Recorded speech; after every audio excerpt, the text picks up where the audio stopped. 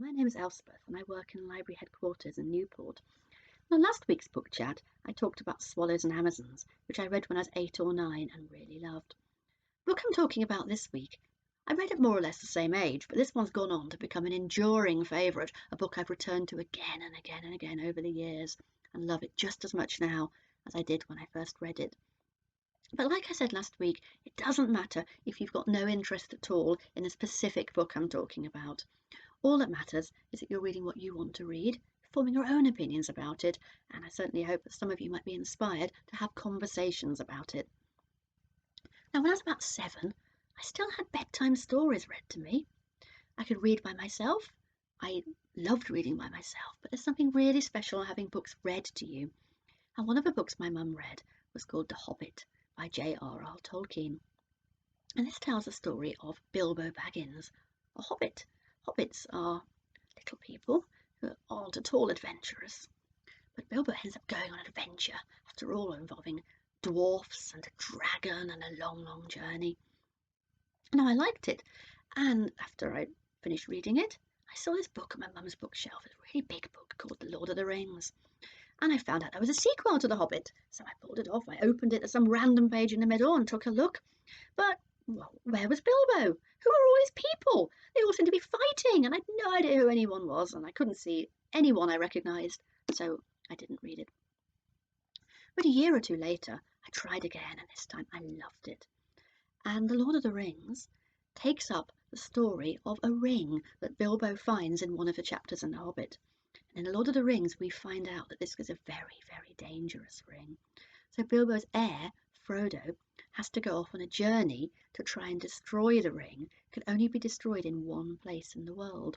Unfortunately, this is right in the middle of the stronghold of the Dark Lord Sauron, who must not be allowed to get his hands on the ring. Now the story becomes a really, really big one. It involves lots and lots of people. It's going over half the world. We've got wars and sieges and battles. It's a very big story. It was so big that even though Tolkien wrote it as a single story when it first came out, it had to come out in 3 books.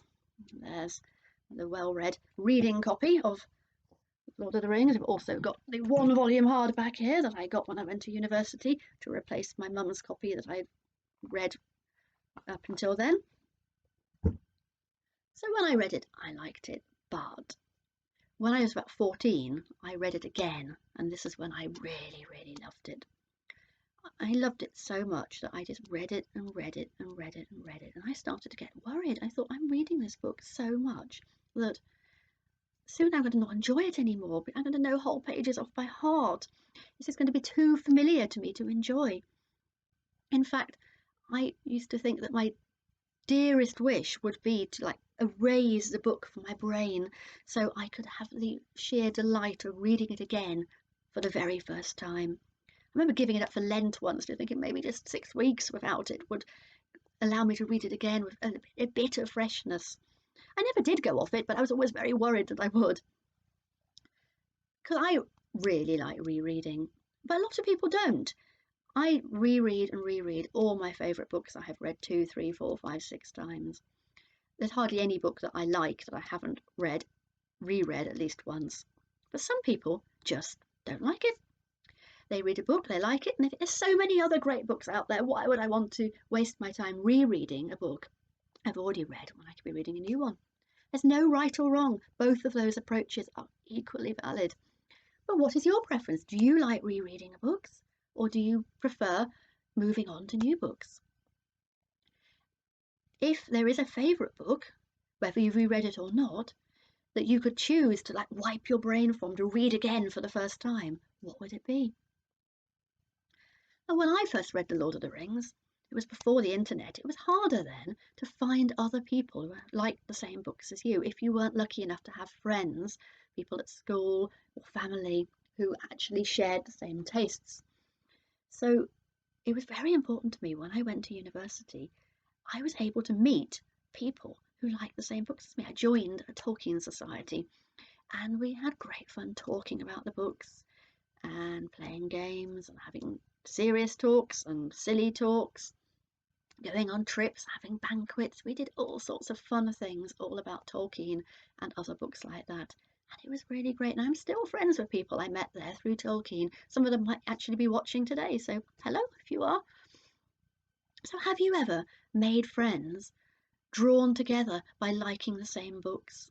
Because though it can be nice to talk about books with people who like different things and having different opinions, that can be fun too. There's something really special about liking the same books. You can make references to them and people know what you're talking about rather than looking at you thinking, what on earth is she on about? Which I used to get quite a lot at school. So have a think about that. And another thing to think about is the issue of the films, because a few years ago they made films of The Lord of the Rings. And a lot of people who like the books don't like the films. But I loved the films. I didn't agree with everything they did in them.